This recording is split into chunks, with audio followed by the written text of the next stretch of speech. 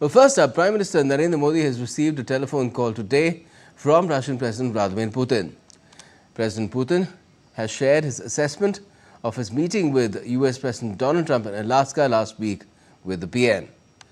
While thanking President Putin, Prime Minister Modi underlined India's consistent position for a peaceful resolution of the conflict through diplomacy and dialogue. The PM reiterated that India supports all efforts in this regard. The two leaders also touched upon a number of issues of bilateral cooperation with a view to further strengthen the special and privileged strategic partnership between India and Russia and agreed to remain in close touch. Let me now bring in my colleague Mark Lynn joining us from the newsroom on this development. Well, Mark, Putin had also briefed Prime Minister Modi before he went to Alaska to hold a summit with Trump. Now, how significant is this post-Alaska phone call considering the secondary tariffs imposed by the US President on India? Indeed, Gautam, and yes, President Putin had spoken to Prime Minister Narendra Modi on August the 8th, if we recall, and that conversation focused largely on improving the special and strategic partnership between India and Russia. It came in the context of India purchasing Russian oil, and that would have also figured in this conversation, because as we see in the readout, it says that in view of they are going to further strengthen the special and privileged strategic partnership between India and Russia. Some more context to the conversation is that the National Security Advisor Ajit Doval had also visited Moscow earlier in the month, and after the phone call on the 8th of August, Prime Minister Narendra Modi had also spoken to President Zelensky on the 11th of August, if we recall, and reiterated India's position there too for peaceful resolution of the conflict through dialogue and diplomacy.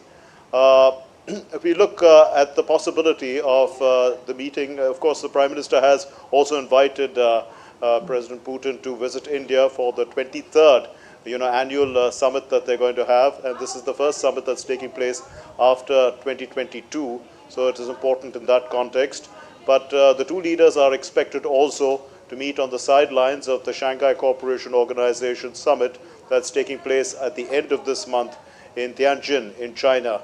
So these are the kind of meetings that are taking place around this, all the events that are taking place in the world, and of course one must understand the importance of India and Russia continuing to build on the special and strategic partnership that the two countries hold, especially in the context of a large amount of purchases of petroleum and natural gas and oil from Russia, as well as a strong partnership in terms of the military field.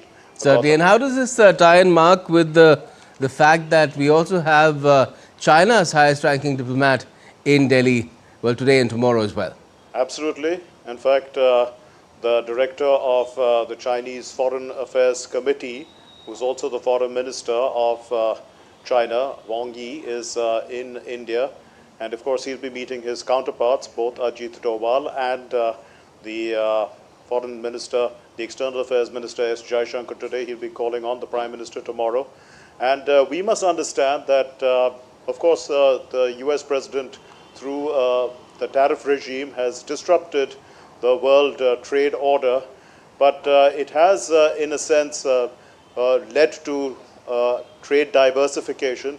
You know, Russia has been saying constantly that every country has the sovereign right to choose their own trade partners. India has done that, and India has strong trading ties with both China as well as Russia.